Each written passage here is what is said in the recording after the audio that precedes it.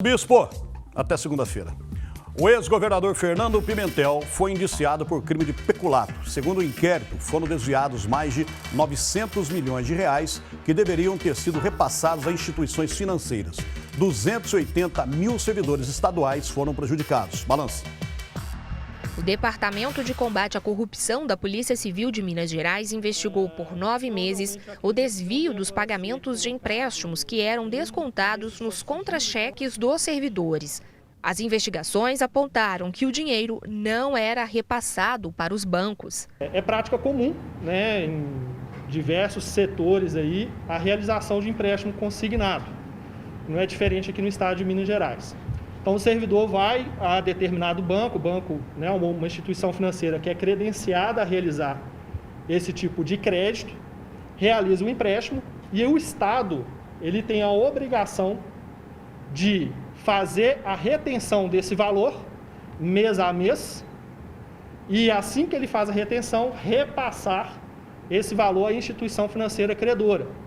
O que acontece é que de setembro de 2017 a maio de 2018, isso não aconteceu. O Estado reteve os recursos e não repassou às instituições financeiras. Então, se a gente for fazer um cálculo aqui por baixo, cerca de 280 mil servidores se encontravam nessa situação de ter empréstimo consignado no seu contra-cheque. Segundo os delegados, 80 instituições financeiras foram lesadas. As investigações começaram depois que uma delas fez uma representação criminal no Ministério Público Estadual.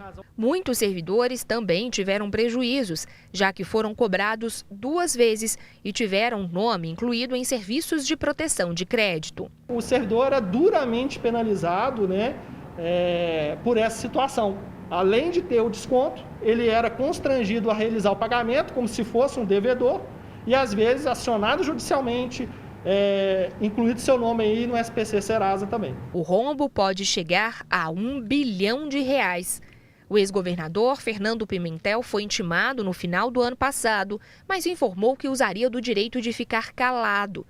Já o ex-secretário de Estado de Fazenda, José Afonso Bicalho Beltrão da Silva, respondeu às perguntas por escrito. Para os delegados, ambos sabiam do esquema.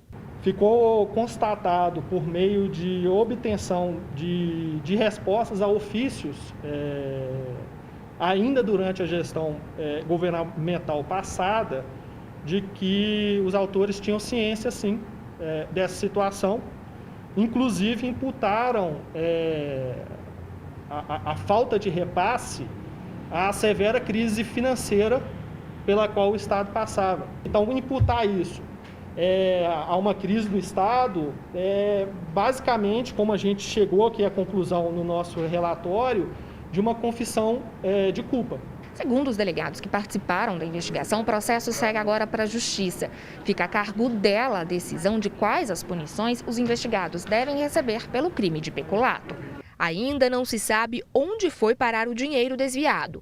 Além de peculato, Pimentel e José Afonso Bicalho devem responder pelo artigo 359-C, quando um agente público assume dívidas no último ano de mandato sem ter dinheiro para pagar, deixando a responsabilidade para o próximo gestor. O crime de peculato ele tem uma pena de 2 a 12 anos e o 359-C do Código Penal, só vou dar uma colada aqui, de 1 a 4 anos. Lembrando que, como esse peculato desvio, igual eu informei antes, ele foi realizado aí ao longo de 9 meses, de forma reiterada, né, repetidas vezes, nós vamos ter uma majoração dessa pena também, caso venha a existir uma ação penal e uma futura decisão aí.